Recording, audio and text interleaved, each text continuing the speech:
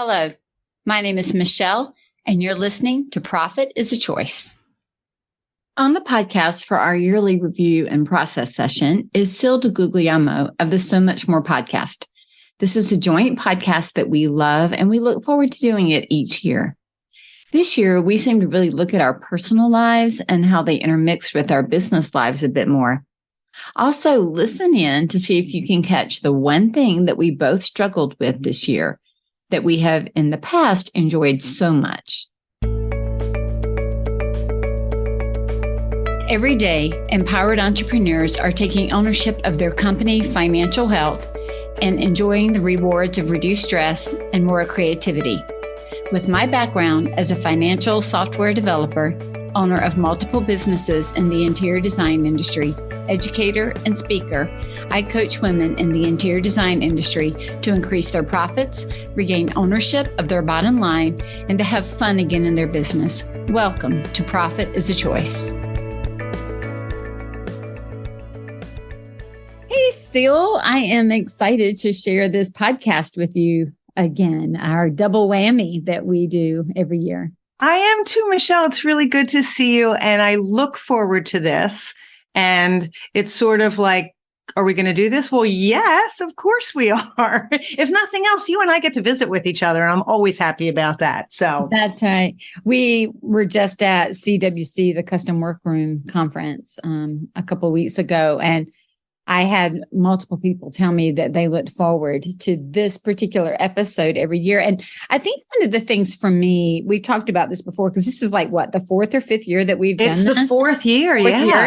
I think for me, it's that I get to reflect on on the year that we've just had and kind of parse it out with somebody and see where there was an overlap in what we were working on or what we were learning. And then also seeing the differences in how we are interpreting, right? The year and the economy and all the things. So I really appreciate you being willing to dig into that. And right back at you, because I find that you and I laugh a lot about our similarities and our differences. And there are things that we do very similarly, and then there are things we do very differently. It's who each of us are, but sometimes just having the accountability for me and knowing that we're going to do this kind of forces me to do some of it, which is never a bad thing for me personally. But it also is that opportunity and to be able to talk about it. Like, it's therapy. Yes. The voices in my head don't help me with these things. The voices outside my head are so much better. Yeah. And we all have voices. And if we don't have voices, we should be worried that we don't have voices. Right. Like nobody's talking. Well, I would love to jump in and just, unless you have a different plan, I'd love to just kind of hear a little bit of the highlights of the year for you. Yeah, we've both done that each wrap-up podcast. And I think that's part of what I've enjoyed is spending a little bit of time thinking about that. For me, the Curtains and Soft Furnishings Resource Library, I've now had a full year of the new website. I have grown the forum interaction. I've grown it. The interaction in the forum has grown, and that's due to people being willing to jump in, answer questions, ask questions, even when they're a little afraid. And that community has been built a little bit better. And that's been a highlight for me this year. I purchased Learn to Choose window coverings from Linda Earlham. It's a really well thought out, well-written course on choosing window treatments. It's the nitty gritty. And Linda's a really great writer, and she did a terrific job with it. And she was ready to let go of it. And I thought it was a resource that should still be valuable. It's been on my back burner. It's not had the attention it needs and deserves. But that's in my plan for the next couple months to work on that. And I think a highlight for me is also a low light. I have had to learn patience this year. I have an injury to my foot, and it has been very challenging, but it has taught me that I have to slow down a little bit. Not forever. It's not an age thing. It will be fixed and I will be okay. but it has taught me also to ask for help, which not easy for me. And we're recording this prior to my surgery, so I will be asking for a lot more help in a few weeks. And that I feel better prepared to accept it. And that for me is something that I think I'm proud of, that I'm able to do it and not be cranky about it. Check in with my husband in a few weeks and see. Yeah, I'll text you in a week to go. Yeah, are you still not cranky? Yeah. So how about you? What highlight has happened for you this year? Yeah. So this has been, I'm not going to lie, this has been a year. I'm just going to say that. Yes, it has. It has been an amazing year, but it has been a year full of twists and turns and challenges, not only for my business, but for my life. And so we started off the year with a cancer diagnosis with my husband that we were not necessarily expecting because we had no symptoms. And so January the 4th, here we go. And, within a week or so, we're in major surgery and then supporting him and recovery. And he was out for about 8 weeks. And so I think the part for me that was so difficult is we had certain plans for Matrique to launch earlier in the year. And I was doing calls sitting in his hospital room because of COVID, when he went into the hospital, I had to go in with him for a week. And they didn't want you leaving and going in and out. Just understood. To make sure it's clear to get in. They kind of wanted you to stay there. And so, I slept for a week in a chair that was not meant to sleep in. Heck, it probably wasn't even meant to sit in. It was so comfortable. And I'm so thankful that I was able to craft my business in a way that I could say by the time we found out, we had like 1 week to get all of everything together to get into the hospital. And so, it's kind of like you with your foot. There's the blessing and then the curse piece of it. And I think that dealing with that at the beginning of the year, it got, well, number one, cancer always gets your attention. Yes. But I think it also made us realize what's most important in our life and in our family. It's just always that it's like a reset button, right? And then it also made me thankful for the business that I've built and the processes that I have, that I could take a step away for a week or so. And then I'm not going to lie, it was hard. Like I'm thinking about where Bill's going to be. It was hard for me to have 2 companies that I'm running. My husband works in Matrique, but he couldn't work.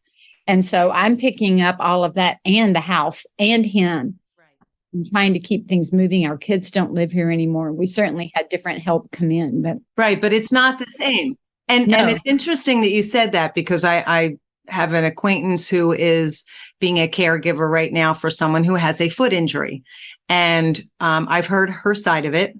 And I know that it has been very challenging for her. And I'm stockpiling that information and going, okay, don't be difficult. Yeah, it's stressful. And it is stressful to be a caregiver. Yeah. It really is. And it takes a lot because you want to be emotionally available. And then you also have work, and you also have, a home to keep up with, and 2 little dogs that we had to walk. So every single thing was mine for about 3 months. Right. And that's a lot. And that's a lot because he could only lift 5 pounds after the surgery that he had. I was going to say, and you and Joel really share, especially we do a lot in together. Empty nesters. You've done a lot together. We do a lot together. That's a lot.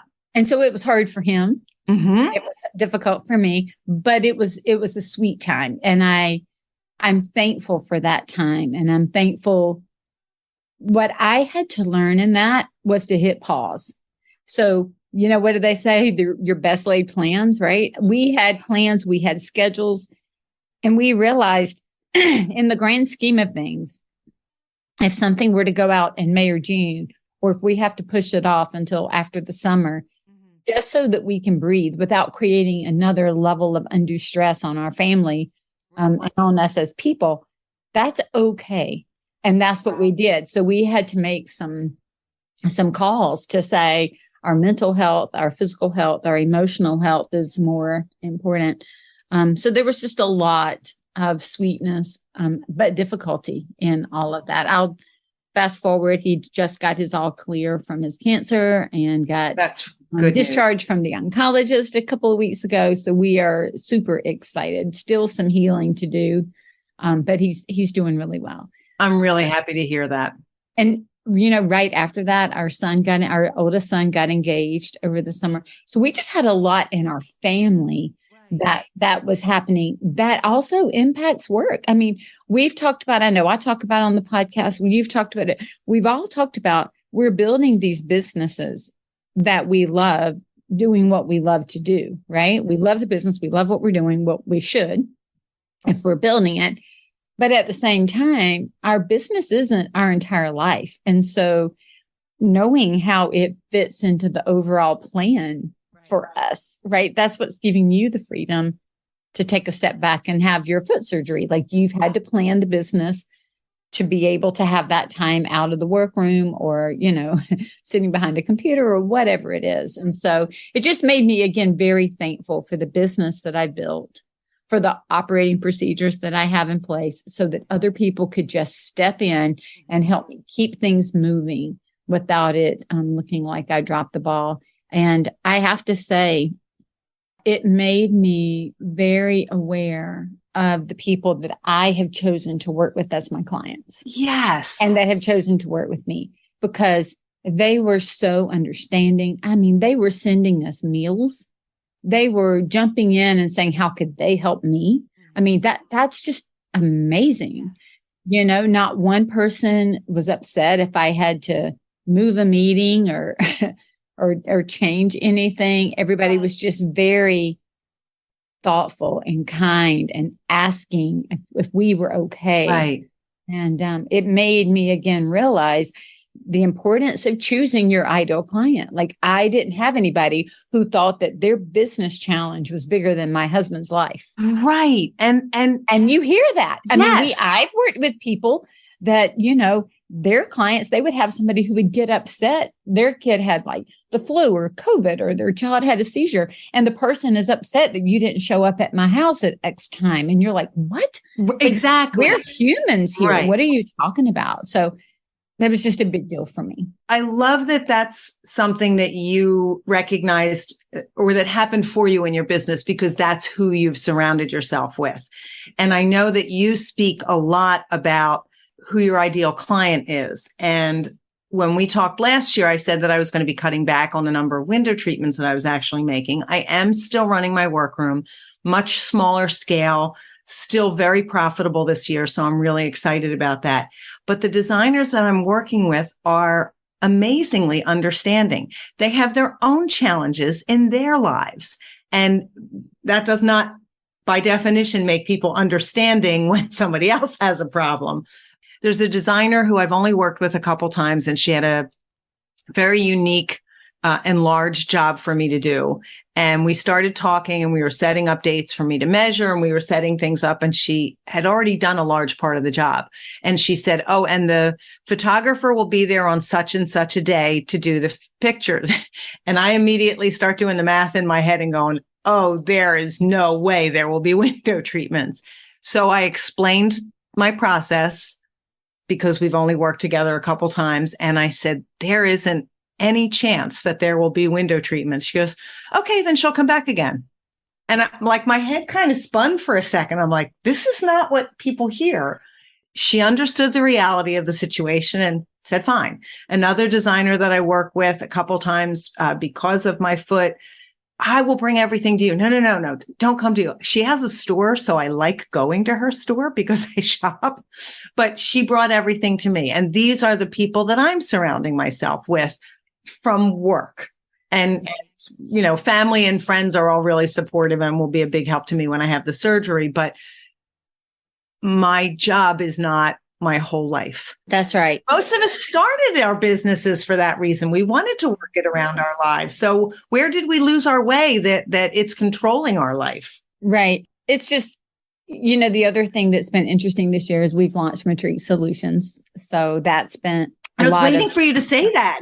I know. That's been an amazing journey.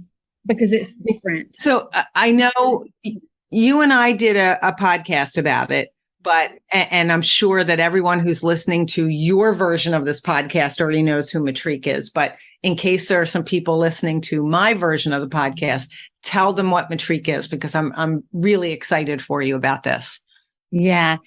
Matrique Solutions is a financial dashboard. So it is a visual representation of your financial data that allows you a quick view in one place instead of 15 reports that you're trying to combine. It is one place that you can look at your data, analyze it, and make quick decisions. It's meant to, number one, be fast and quick. It's meant to be visual and easy to understand. And then it's also meant to be a place that helps you analyze for decision making. Okay. Without having to stop and, have put 15 pages of black and white in front of you and understand. And where's the line on that one? And where's the line on that one? Yeah. So, I mean, that's what I say. It's been one of those weird years. We've had cancer. We've had an engagement. We've had our youngest son and his wife bought a house. And so we've had all these just like life things happen and business things happen. But I think in some ways it has made it a beautifully rich year, because what's bubbled to the top for all of us has been family. It's been taking a step back for what our own needs are to be able to step in for the needs of somebody else in our family over and over. And with our clients and with our friend group. And so that's just it's been a different type of growth. And I think I even mentioned it on your podcast, Ceil, but there are 3 words this year that have just been a top of mind for me. Yes. And it was kind, soft, and curious. Yes. And I think sometimes when all of the stress comes in for things that you cannot control, and we had a lot we could not control this year, it's easy for me to get frustrated or irritated. I'm a planner and an organizer, and I can tell you this year did not go to Michelle's plan. It just did not go to my plan. Michele was not consulted on some of these Michele was not consulted. And I had to, and still am having to learn how to navigate that with joy. Yeah. And with calm. And even when it doesn't feel calm, but how to be curious and how to be kind and soft and not hard-hearted. And irritated and angry and frustrated when my plans keep getting disrupted. Yes. And it's interesting because, again, I think we're coming at it we have these similarities once again, but we're coming at it from a different perspective. You were the caregiver and I will be the care receiver coming up. And I've mentioned many times about my meditation practice, and I have been doing this for a number of years. And I found, especially this year, there were a few things that were not in my control, and that I was learning to take a breath and say, okay, this is what it is. One of my least favorite lines, by the way, but it is. And trying to deny the reality is not making things better for me. My older daughter and her boyfriend bought a house this year. And I remember when they called to tell us, we had gone to look at a couple houses with them, and there were houses they were showing us. And as you know, the market was just crazy. And all of a sudden we get a text, we're homeowners. I'm like, I didn't see this house. What are we talking about? And I had they got on the phone with us, and I had this vivid reminder of when my husband and I bought our first house, and the amount of money that it was, and our parents like literally having heart attacks in front of us. Like, how are you going to afford that? How are you going to afford that? And the minute my daughter sent us the link to the house, I looked at my husband. I said, how are they going to afford this? Oh my God, this is such an expensive house. And the really funny thing is, it's almost the same square footage as our first house. And it's really small, blah, blah, blah. How are they going to, it's not really small. It's a perfect house for them. It's beautiful. Yes, it's expensive, but they can afford it. And I after my initial, I took a breath and I went, they are adults. They know what they're doing. They asked for help when it was appropriate. but they made a decision on their own. And it was a good decision because they bought before the interest rates went up. So it's all of these things that I just have to go, this is all going to work out. This is going to be okay. And just taking that deep breath and saying, we'll figure it out. And I've noticed that there have been a couple times recently that I've been able to go to that first and not to freak out. And that's always been my goal with meditation, was to respond instead of react. And I think I did a much better job this year, despite the 12-year-old doctor telling me I needed surgery, despite some of the other things. I just went, okay, how do we make this work? So, I'm a type 1 diabetic, and with all of the stress this year, my blood sugar numbers were not in a healthy place, and I needed to do some other things. And so I started with the insulin pump and all of that new setup. Talking about my whole third job is just to right. keep my blood sugar between the ditches. But one of the things that I think, and I've mentioned this before, Ceil, but I think it's a good reminder in this conversation, is I have asked myself over and over and over, Michele, is this something you can control or is this something you can manage? Because they're two different things. Yes. And sometimes we try to control things when we need to manage things. And diabetes has been a teacher for me in that I can do the same thing today that I did yesterday, and my blood sugars respond differently. I can give the same amount of insulin. I can eat at the same time. But based on what my body is going through in any given day, I go to Pilates a few times a week. And I love how our Pilates instructor makes the comment, let's work with the body that you came in with today. And she says, like every day when you come in, your body could be in a different place. You could have a crick in your neck. You could have, a hurt knee, whatever it is. But this is the body that you have today. Yes. And so I think some of these reminders, this is the business I have today. This is, and it might look differently than it did yesterday. And these are my circumstances. And these are my circumstances. Yep. And can I control that or can I manage that? And I think sometimes, at least for me and my personality type, I like to control things. I like to have organization and clarity. And I don't always get that. And I think age is also a teacher in that you realize how much you cannot control. Yes. Right. Yes. And so honestly, letting go and just leaning into it. I could not control my husband's cancer diagnosis, but I could manage his pain. I could manage how we were going to get through the days. I could manage my emotions and reactions and his emotions and reactions. I can manage it, but I can't control it. Right. And I really love that, Michele, because I think it goes to the respond versus react situation too. If we take a breath and say, what can I do? As opposed to what didn't go the way I wanted it to. And listen, I love a good recap. What have I learned? What could I do better? All of that is really important. But in the moment, sometimes nothing. There is nothing you could have done differently. You couldn't have done anything. This is what it is. Yeah. So the best you can do is, like you've talked about with your meditation practice, is I can manage my own emotions. I can manage how I move forward. I can manage how I respond and how I react and what I do or what I don't do. And I think that is a lesson that's true for business and true for life, and certainly true within our family dynamics. Mm-hmm. And I think just seeing that interwoven thread through all of those this year has been a huge teacher for me. Michele, I also think we have a lot of new and younger people in the industry who have young families, but there are also a lot of us who are the parents of adult children. And I think that there's this time that we have to stop everything being a teachable moment because our children have become adults. But I also think that our children learn from us when they see us in difficult circumstances. So your boys learned a lot about what a marriage truly means by watching you and Joel in a really difficult time. And by putting Joel's needs first and taking care of him, it didn't mean stop taking care of Michele, especially because you needed to. And the noting that it's a gift to have been able to stay in a really uncomfortable chair for a week because it meant you could be with your husband. That's right. That's right. And I think those are lessons that our children can learn from us if they choose.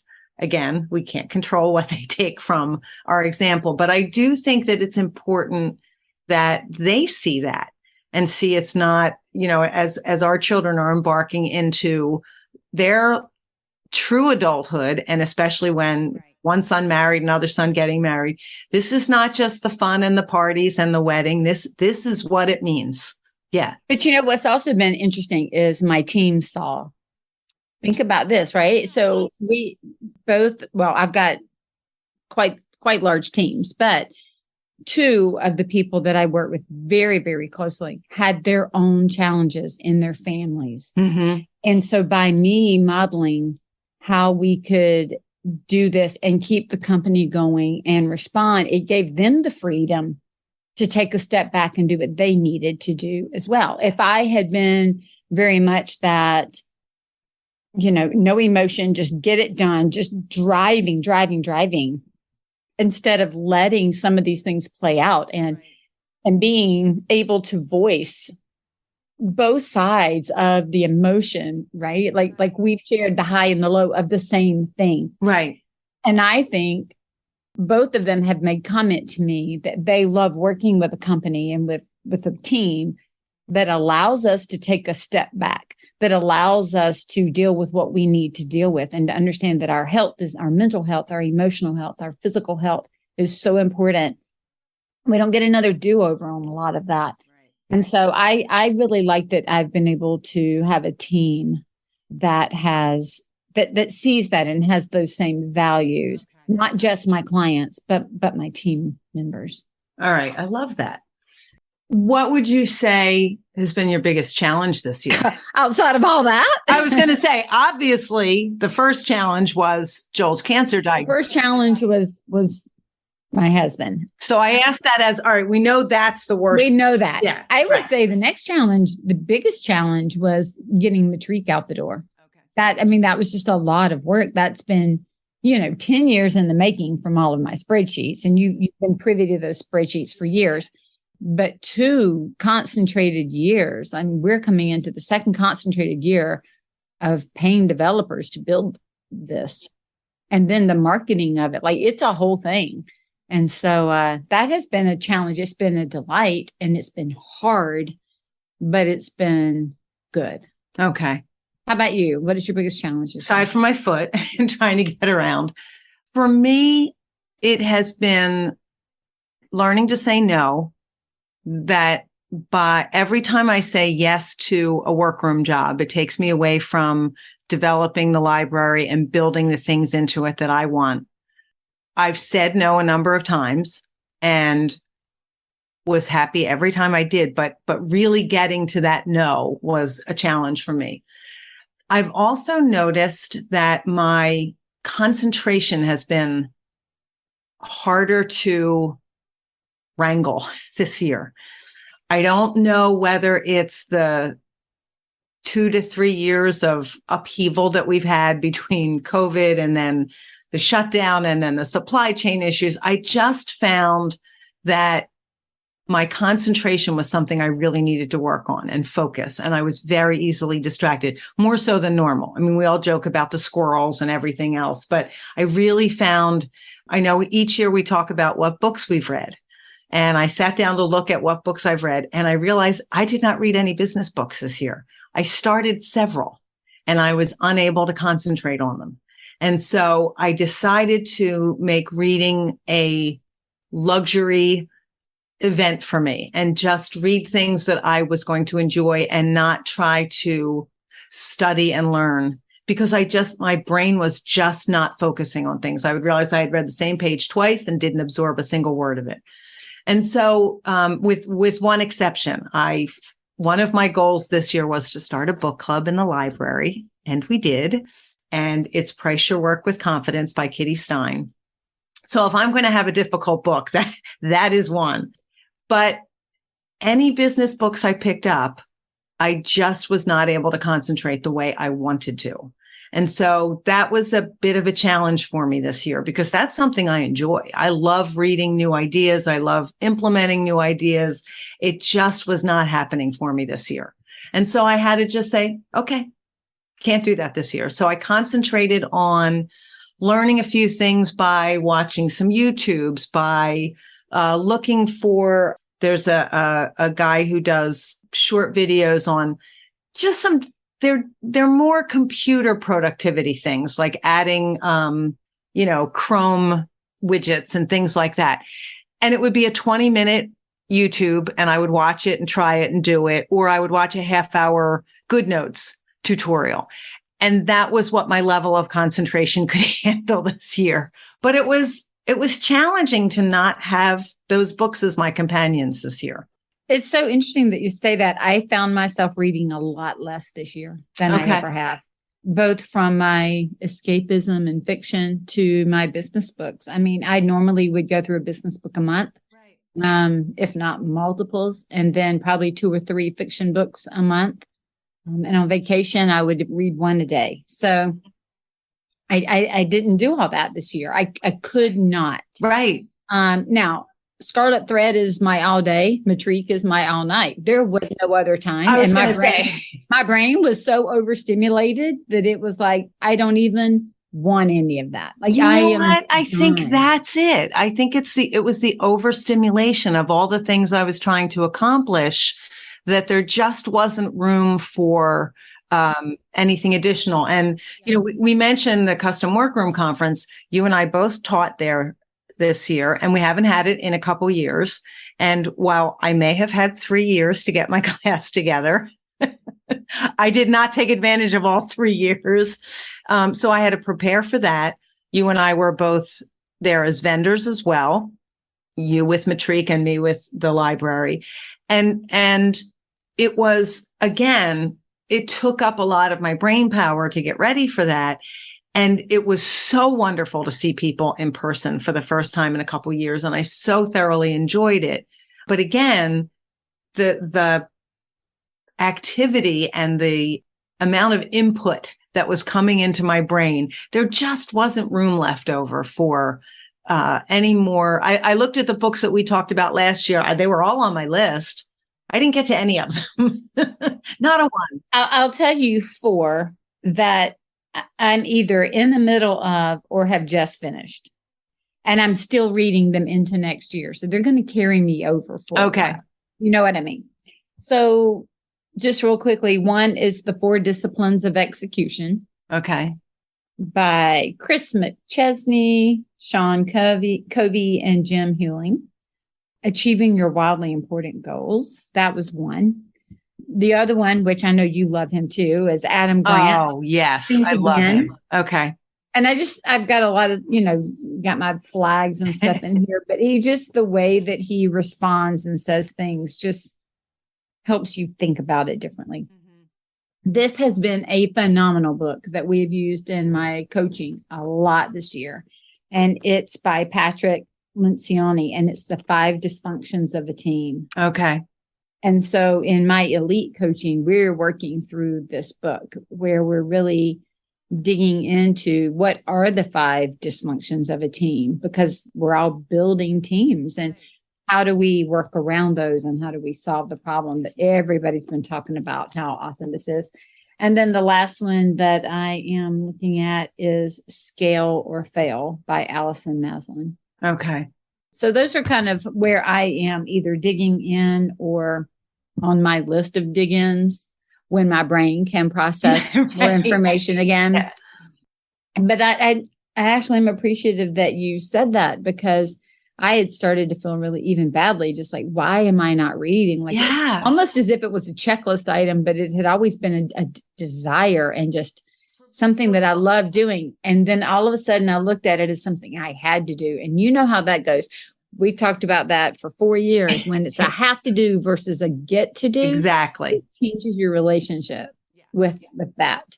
And I want to get back to I have brain power. And okay, some of the books I've been reading that nobody else but me would be interested in is storytelling with numbers or with data and charts, and how all these things go together, and how to interpret data like this, and like stuff that other people would be like knocking their head against a wall. But for me, it was important for Matrique. But those are the kind of books I wouldn't necessarily pick up that book, but you and I both have, sorry, I'm just being honest here, but you and I have both always loved books that required the attention and the analysis of why it intrigues us. Yeah. I want to be able to process it. Exactly. And you hit it right on the head. I was picking books up and feeling like I had to read them and not I get to read them. And so I'm glad to hear I'm not the only one. I am hoping that while I'm recovering, I'll either be bored enough that I will be look forward to picking up one of these books, or it'll be I'm relaxing enough and there's not so much other input coming in that I will be able to concentrate on some of the books that I've had on my list. But I did have to just forgive myself and say, okay, this is not the season for me to be doing this. I will say, Michele, there's a certain point where you start questioning if things are your age. And I'm using quotation marks because I've heard this a couple times recently. When I saw my doctor about my foot, and I said, I tore a ligament is what happened in the bottom of my foot. And I said, what caused it? I am a runner and I have not been able to run or exercise, walk since June. And he said, you may have injured it running. And then he said, it might also be your age. And no one wants to hear that, but that is the reality. And I had to have a physical so that I can have the surgery, and that my regular doctor is my age. And I said, don't say this to your patients. And he said, I get it said to me all the time. The reality is I am my age, and there are things that are not going to work the way they used to. I'm not falling apart, but I have to accept some of that. Some of it I'm going to fight against tooth and nail all the way to the end. But some things are affecting me that way. And I have to be a little bit gracious and say, okay, this is what it is. And so at a certain point this year, I went, okay, I don't have the processing available in my brain for these books right now.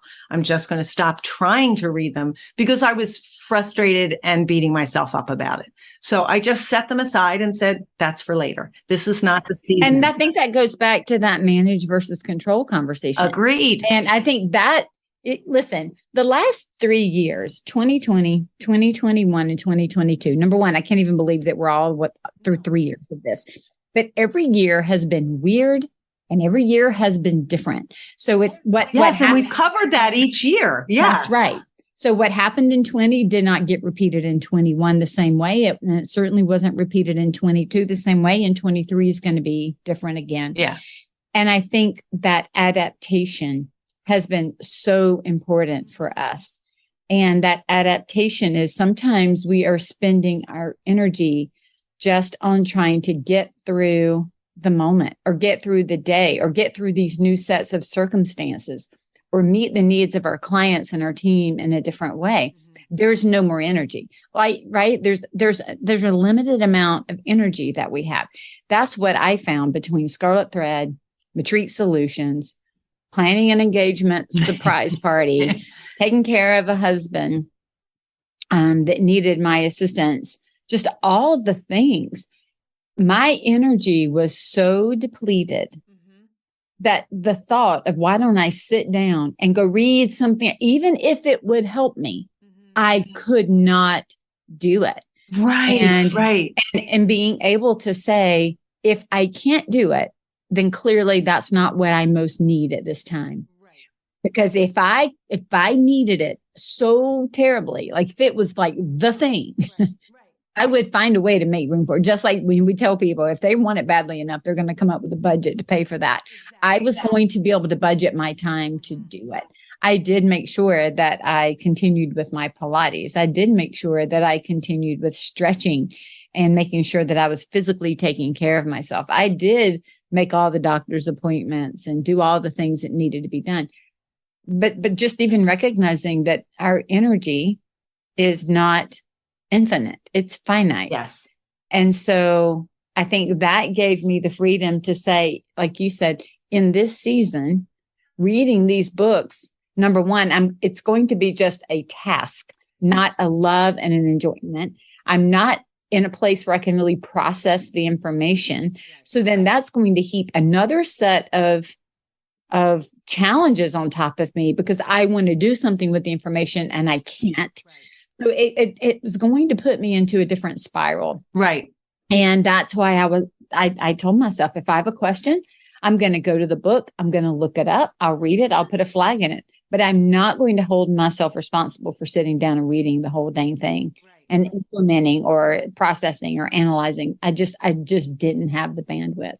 And you know what? I'm actually totally okay with it now. It took me a bit. Yeah. Because Agreed. it felt like I was losing a piece of me because that's always been my escapism. It's been my fun. It's been a joy for me. Right. And I just haven't had it the same this year. And I think I interrupted myself. I don't think I made my point complete. I started to think of some of the things that I was not doing, especially in relation to reading the business books. Maybe it's my age. Maybe I'm starting to wind down. Maybe I don't have the energy that a 50-year-old has. Maybe I don't. And so I was starting to internalize that and feel like, right. And I wasn't ready to be saying, I'm ready to retire or ready to move on to a different phase or ready. And I kept thinking there was a little bit of fear involved there. Like if this is where I am, what does that mean? I'm not there. It was this season and the things that are happening to me in my life right now. And next year will be a different year. And so after a little while, I was okay with it, but my age definitely, the worry about my age definitely played into it. And I think it plays into it for all of us if we really think about it. I mean, I'm a few years behind you in age, but I mean, I'm going to be double nickels by the time this comes out, 55. And my capacity is different. In some ways, it's broader and larger, and in other ways, it's smaller. And that goes back to that manage and control. I mean, everything just keeps kind of going back to kind of having the freedom for what does this season look like? Right. What does this season look like? And knowing, like, even I can remember when I had young children, and I tell a lot of the people that I work with, you're in a stage where your young kids are at home and they need you. And if that's where you need to spend your time and your energy, you don't need to feel guilty about that. Do it. Trust me, they're going to leave at some point. Yes. Right. And mine are gone. And then I'm probably getting ready in the next couple of years. I'm going to be sandwiched between my children and their children. So my grandchildren and my aging parents and in-laws. And so I know that my husband and I, we feel like we have a very short window where the kids are taking care of the kids and the parents are still able to take care of themselves. But I know that season's coming. Right. Like I'm watching it and I know that it's going to happen and I want to be positioned. So I think this season is a huge teacher in how to get myself ready for that season. Yes. And you mentioned when you were reading some of these books that you then had to add the processing part to the to-do list. What I was thinking, Michele, was, and that's time you could be spending doing something you were actually enjoying. And you put you made a key point about you are in a small window where no one needs you quite the way they used to. And Joel's recovery aside, your children don't have children, your parents and in-laws are still. And Bill and I, unfortunately, don't have parents any longer. Our parents all died, some young, some not so young, but before we had to deal with any of this. But I'm watching my friends. And I'm also watching what burdens we might be putting on our children in the future. Long time away, hopefully. But it is, and we don't have grandchildren yet. And my husband has been very verbal about how much he wants them. And I keep teasing him and saying, it will change our lives because then we will want to be a part of that. And right now we have some freedoms that we will not have when that happens. We'll be joyful and it'll be wonderful, but we will not have the same freedoms. And I think, just even for those listening going, I didn't know we were talking about our families. I thought we were going to talk about business, but they're all interconnected. They are. And so truthfully, if I were to think about one of the things that Joel and we just went to Sedona to celebrate his cancer-free and our 32nd wedding anniversary. So we just got back a couple of days ago when we're recording this. But one of the things that it's made us talk about is, what do we want the next season of our life to look like? And then what does our business need to look like to fit into that? Right? Not how do we just go run after the business, but how do we both do? Because he's got, a few more years in corporate and I've got more years. I'm not ready to. Right. I mean, heck, I just launched another company. So we're not ready not to going walk anywhere. away, not going anywhere. But we also don't want to be slaves to business and go through a season where we have some freedom and not even use it. Right. And so it's very much the conversation of, what do we want this dynamic to look like? Right. And then how do we make the best use of our time? How do I make the best use of Scarlet Thread Consulting and what I'm doing? And how do I serve those people that I am most meant to serve? And how do I'm even thinking when I'm a Fix This Next certified coach. And one of the things that we talk about there is building businesses with impact and legacy. Yes. And I'm thinking a lot now of that's the whole reason that Matrique that I've put it out and I'm continuing to work on it. What is the impact and the legacy that I want to leave? The way that we look at Kitty's book, I'm pretty much trying to create software that gives us like an add-on to her body of work, right, so that we then have the ability to analyze all of the pricing. She's teaching us to price it. And then I'm over here trying to say, now, how do we use those numbers to run the company? What do you do with that information? Right. What do you do with that information? And so I think that has been a shift for us over the last year.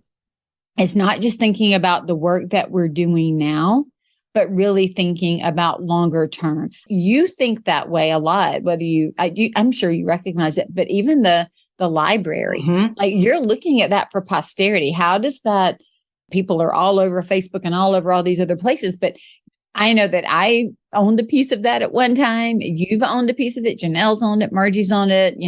Cheryl, like it's gone through a lot of hands. Yes. But the whole goal with this has been for every one of us that jumped in that had some level of ownership or touch at any point in time, the whole goal was to preserve it. Yes. For the legacy, for the impact. It has information in there that is amazing. And so I am certain that as you are aging, I am aging. I asked my chiropractor and I said to him, why am I having trouble when I sit this way? My hip flexors do that. I like to sit like crisscross applesauce. He's like, Michele, you don't need to sit that way. You're too old. I'm like, what? He said, your age, you're too old. I said, wait, that's not even cool. Give me some exercise to do so it doesn't hurt so bad. Because I want to sit on the floor with my grandchildren like that. I just want to sit like this. My problem is I can sit like that for hours at a time, not for a few minutes. And so it kind of splays. And he's just like, Michele, it's your age. And so, just to let you know, you are the only one, being told that. But I think leaning into our age, instead of looking at it as something that we don't want to have happen, I'm actually doing everything I know to do. And I'm constantly looking at, how do I age gracefully? How does my business mature gracefully? Yes. How does Michele as a person age and mature gracefully? What does it mean to parent in that different space? Like you talked about parenting your children. One of the things I read one time is when your children become adults, if they load the dishwasher, you keep your mouth shut the same way that you would if your best friend loaded the dishwasher. You don't have to parent them and tell them that they didn't put it in correctly. If you wouldn't say it to your best friend, don't say it to your adult children. That is a good way to put it. That is some good advice. It is. Yes, it is. But I think the underlying thing that I want to stress here, as the businesses that we started with are not the businesses that we're going to end up with. My business journey in 2000 is way different than where I am right now, and even way different than what I'm building. Yeah. Yeah. And same for me. I also think, Michele, that one of the things you mentioned, planning, we met with our financial planner recently just to discuss our retirement. And Bill is 65, so we had to go through the whole Medicare thing this year, much to his dismay. We went to get our flu shots, and they came out and they said, Mr. DiGuglielmo, since you're 65, we recommend that you get the stronger flu shot. And he just looked at me like, really? Really? Is this where we're going? But in sitting with our financial advisor yesterday, we gave her some goals that we want to work towards. We will possibly have 2 weddings to pay for and all of that. What do we want our retirement to look like? How long do we want to work? And we had to do a lot of preparation for this ahead of time. This wasn't just to sit down and do it. But when she brought up the reports yesterday, and she can play all kinds of games with, and we did I'm sure you have, cut down the expenses, increase the income, all these different things.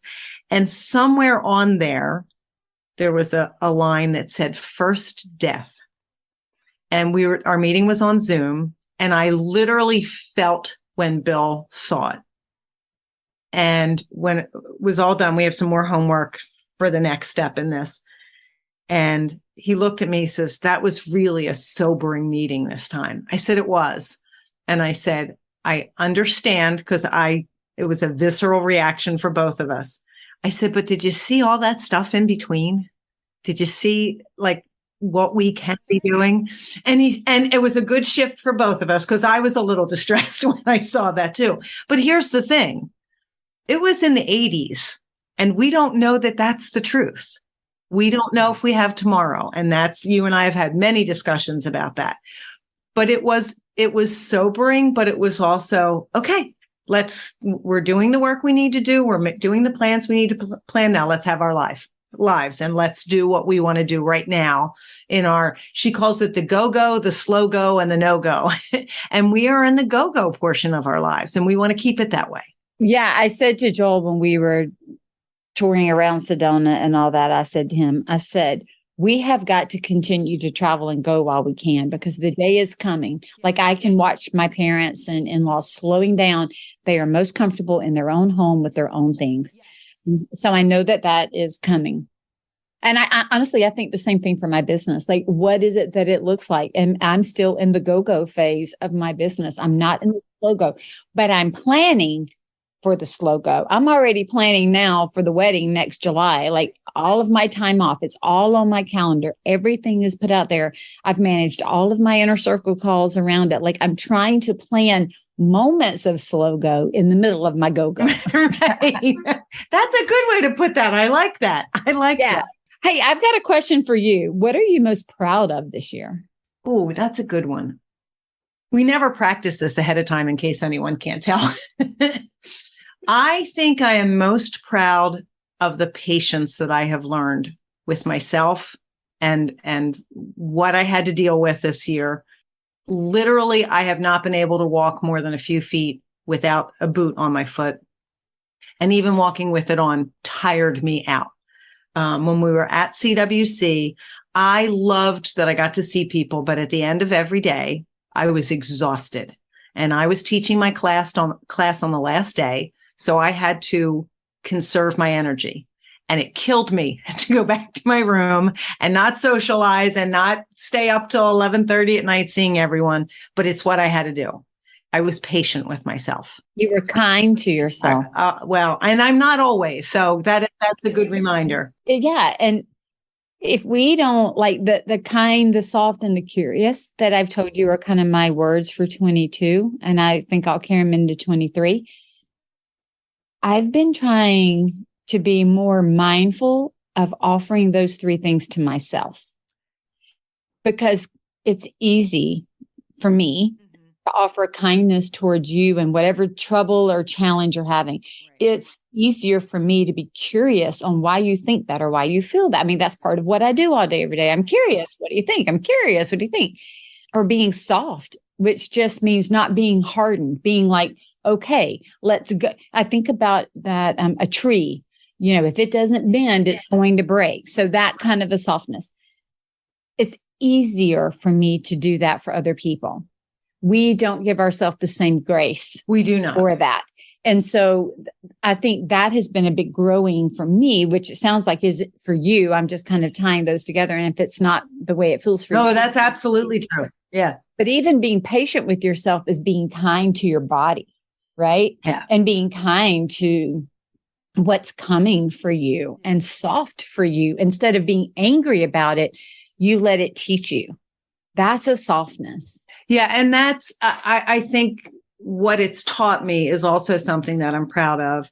I have pushed through things in the past that needed to be pushed through. This was not something I could push through. And as a runner, having to stop running, having to not even be able to take walks around my neighborhood was difficult. But I found some other physical activities that did not keep me on my feet and that would make me feel like I was taking care of my body and my health. So there was a lot of pivoting that went on, but there was also a lot of, okay, I can't do anything about this, and this is what it is. I also really pushed myself on a couple of jobs this year from the workroom standpoint that I said yes to because they would be a different kind of challenge. And I wanted to see if I knew I could do them. I wanted to see how I would do them and see what I would do with them. And so that was really something to be proud of for me. I also didn't work as much in my workroom, but it was still profitable. So I'm very proud of that. Yay! Yeah. I like that. And early this year, I noticed that because of the pandemic, or in spite of it, I don't know what, I wasn't necessarily reaching out to people as much. I think because you and I do a podcast and we're talking to people, you do interviews, I do interviews, we both do solo podcasts. I still wasn't connecting with some of the people who mattered most to me. And I made more of an effort. I still think I can do better, but I'm proud of the fact that I made an effort to make extra effort and not wait for somebody to reach out to me. Again, this isn't all about our families, but having adult daughters, I try to be very careful about how much I expect from them in terms of our relationship. Where each of us have a good relationship, our family has a good relationship, but sometimes I realize I'm stepping back too much. Like I don't want to interfere in their lives, but there's a difference between interfering and being part of their lives. And so I've really worked on that. It's a hard balance. It really is. I'm trying to find it too. And I know people who like, here's a good example, because you're talking about engagements.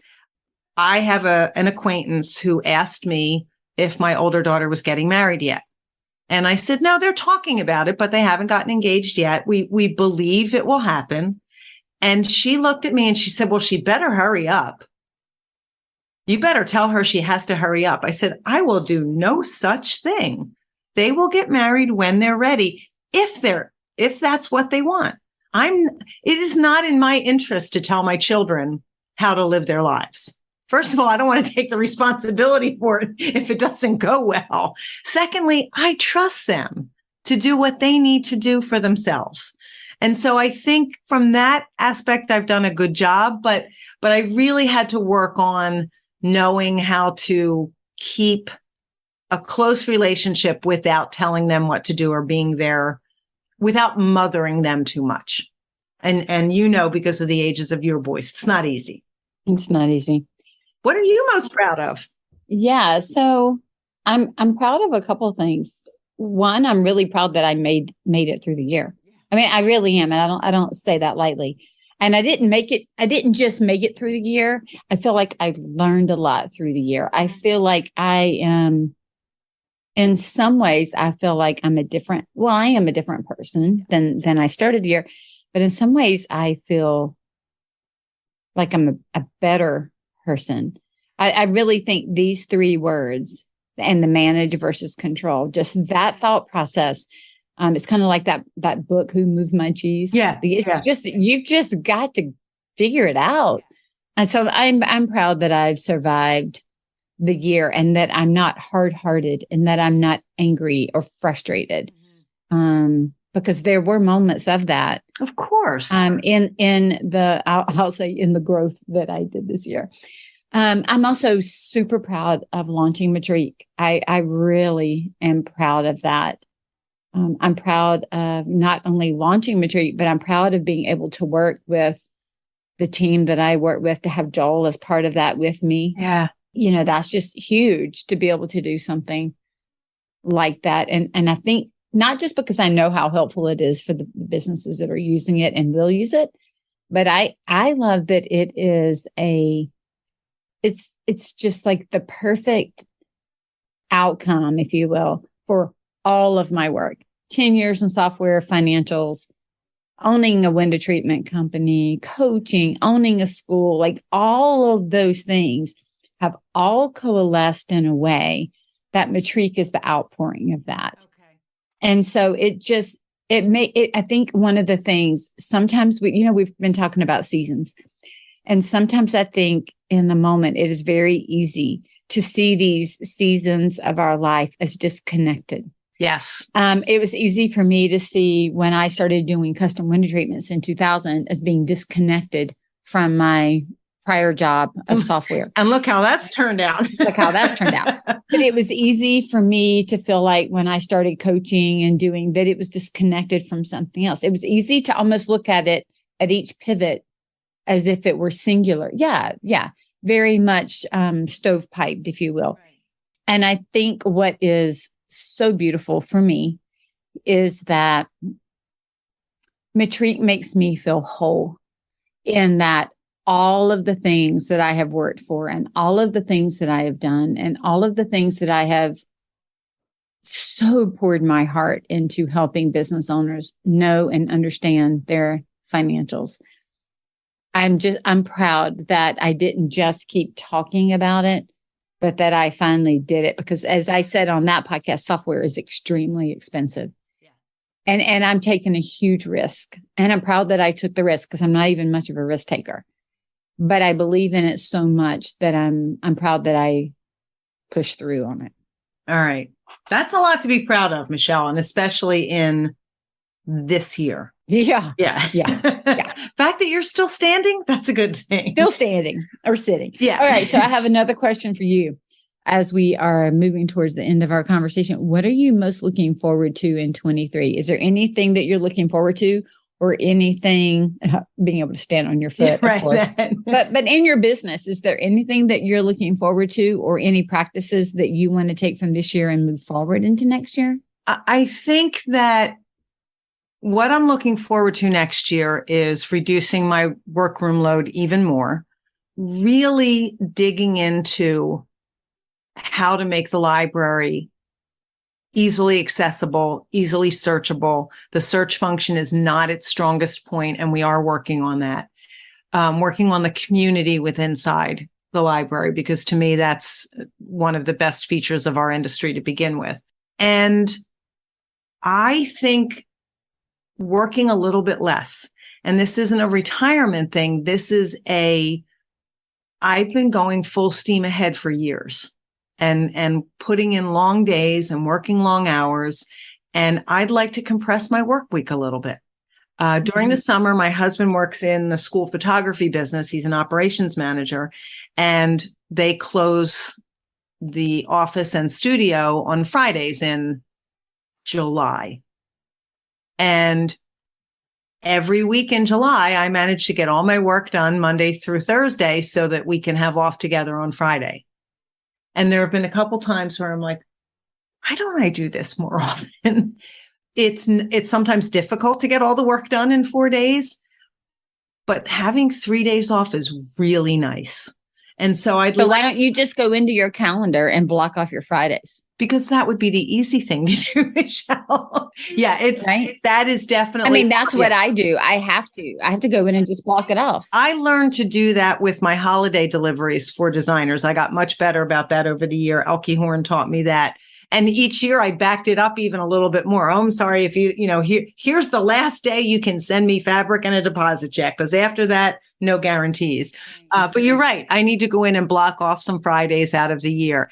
And as much as I use my calendar for pre-planning, that has not always been one of my strong points. So I'll have to. So I'll tell you what let's just divert for a minute. So here's what I've already done, because I already know when CWC is next year. Right. That's on my calendar, right? And Roger put that. I've already put it on my calendar. We know when IWCE is. I've already put that on my calendar.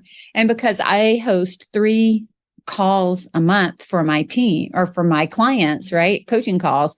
I've gone and put those on my calendar for the whole next year. I've put the retreat on the calendar for next year for my clients. I've got all that out there.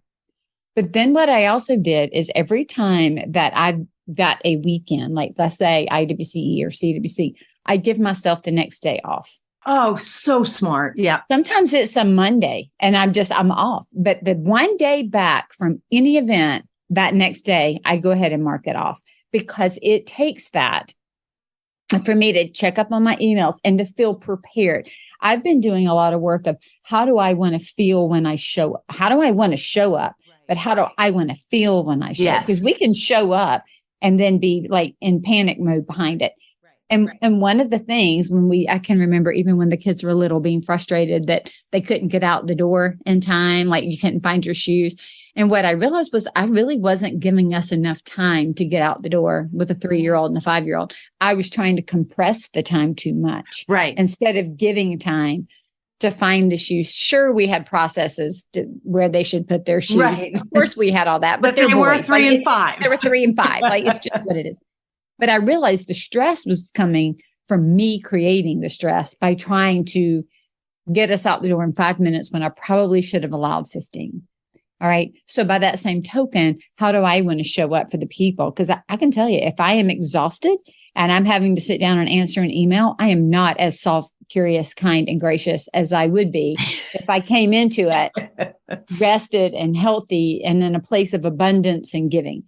So that one day after any event, that whole next day, I just mark it off. And I usually say mental health day or catch up with work day, but it is a STC day. I just mark it STC.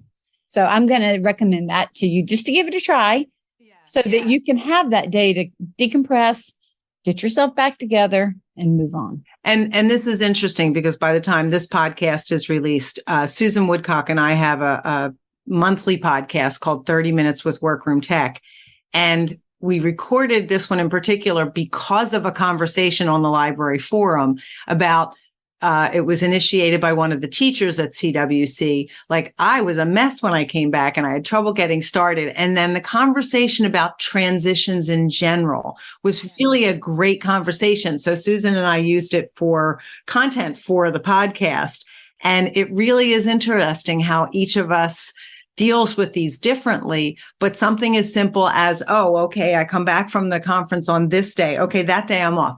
I mentally say it to myself. Oh, but I don't block it off. And we know what happens when we don't block it off on our calendar. Yeah. Two things about that. One, if you'll get me the link, I'll make sure to add it to my show notes if anybody wants to listen to that. And when you think of transitions, we're talking about transition at the end of the day, transition at the end of the week, and transition from an event. So they're, we have multiple transitions all the time, but managing that. And for me, one of the things that I'm thinking about making sure that I continue to do or move forward or look at in 23, number one is now that we had some plans this year, Joel and I did, that all got put on hold. So I am looking at, of course, we're going to have a wedding, but for Christmas, we're giving each other experiences. Nice. And so we decided when we were in Sedona that our luggage needed to be replaced because it looks beat to heck from, going through all of that. So what we said, why don't we buy ourselves a set of luggage for Christmas?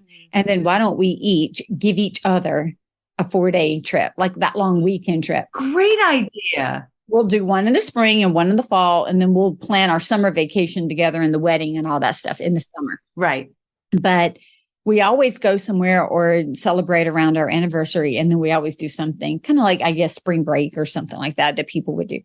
And so we decided to make a long list of all the places that we want to go that we've not yet gone. And then give each other just like, I'm going to give you the experience. Let's say one of the places I want to go is Montana. I want to go to a dude ranch. Okay. So I'm going to give you Montana, Colorado, something to go there for 4 days. And then we can plan the 4 days together and we can do all that. But this is here's an experience that I want us to have. Okay. And then he can choose one.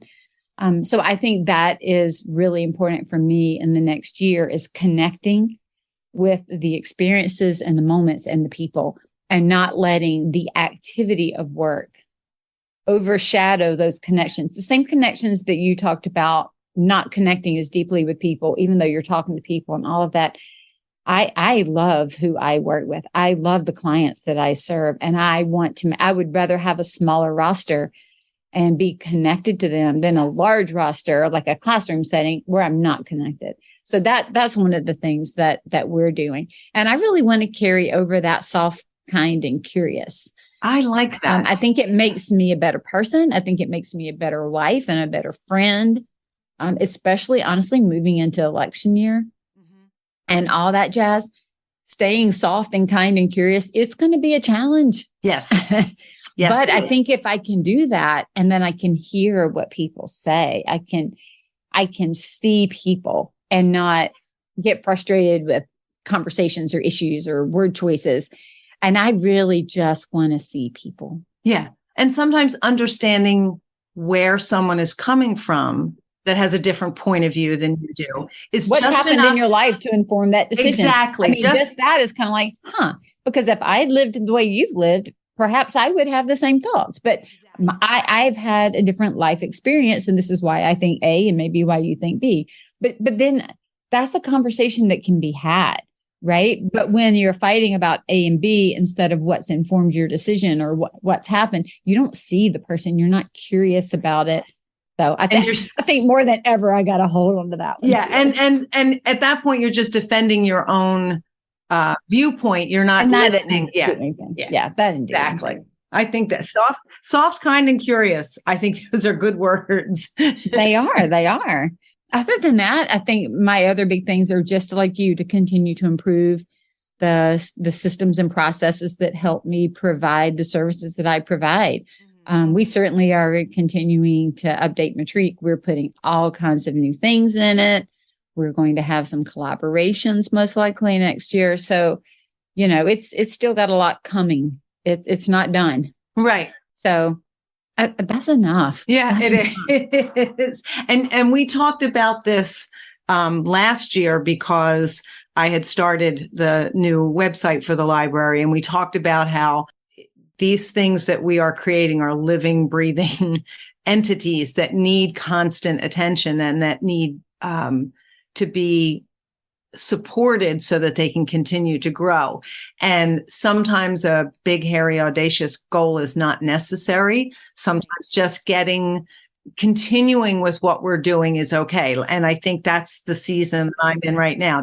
I want to continue what I'm doing. I want to be conscious of where I want to be for my retirement, but that's enough years away that it's not something I need to have done today.